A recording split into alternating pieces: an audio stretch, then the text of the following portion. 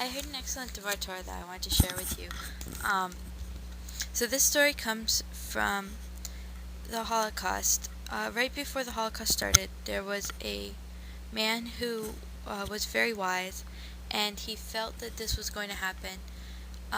He understood what was going to happen to the Jewish people, and he knew that he wasn't going to survive. And he had written this wonderful Dvar Torah, and he wanted to make sure that it survived what was going to happen. So one Sabbath, there was a young Jewish boy, who came to the town entirely destitute. He had nothing but basically the clothes on his back. Anybody who took him in was doing it as a real act of kindness.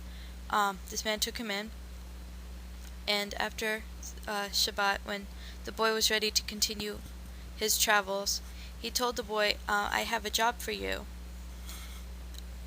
something by which you can repay me for my hospitality. And the boy was entirely startled, and he said, okay. So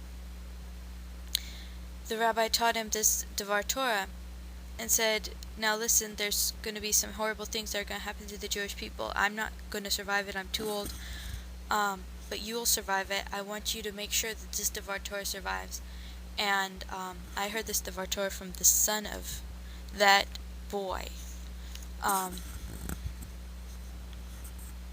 It is on Genesis chapter 44, verses 9 and 10. Whichever of your servants is found with it, this allegedly stolen cup, shall die. The rest of us, moreover, shall become slaves of my Lord.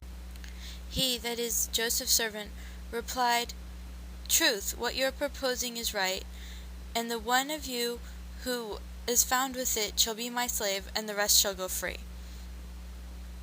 What is he saying? He says, correct. Now also you're correct. When he says now also you're correct, he's referring to a previous time. Which time was that? For that we need to look further back in the story of Joseph. Genesis chapter 37 verse 2, Joseph would bring evil reports about them to his father.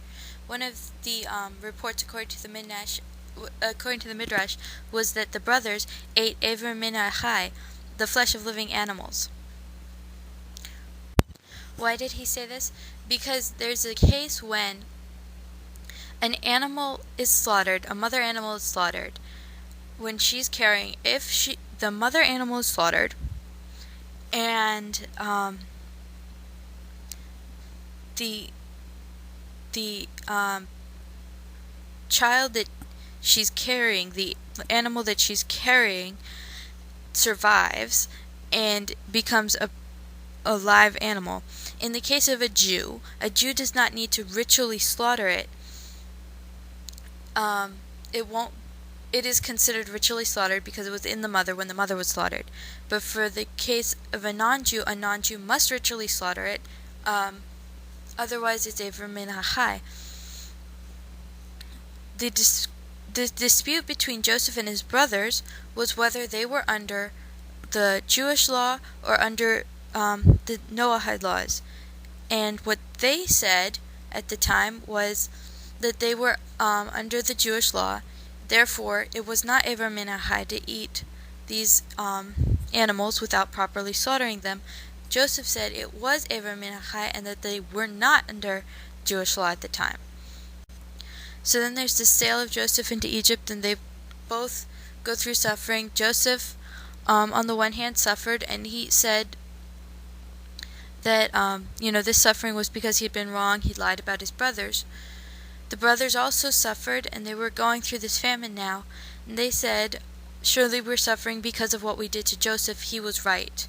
So when this trial comes, and they're being accused of theft, what they say is, whichever of your servants is found with it shall die.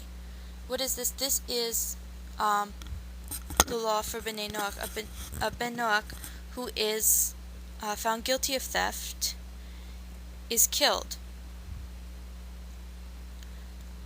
But he, that's Joseph's emissary, said, what you're saying is also true. Again, what you said is true. What does that mean? in this situation also, you're right. You were right that we should be under Jewish law about Abram and Ahai, and you're right again. We should be under Jewish law. What does he say? Although what you are, he says, again, what you're proposing is true. The one of you who is found with it shall be my slave, and the rest of you shall go free. What's Jewish law concerning theft? The guilty person is sold as a slave to repay the debt. So that's why we've got this apparent contradiction. It's because when he says, again, what you're saying is true, he's saying that the brothers had been right, that they were under Jewish law, and that's the meaning of the verse. If I found it very, very interesting, I hope you find it equally interesting.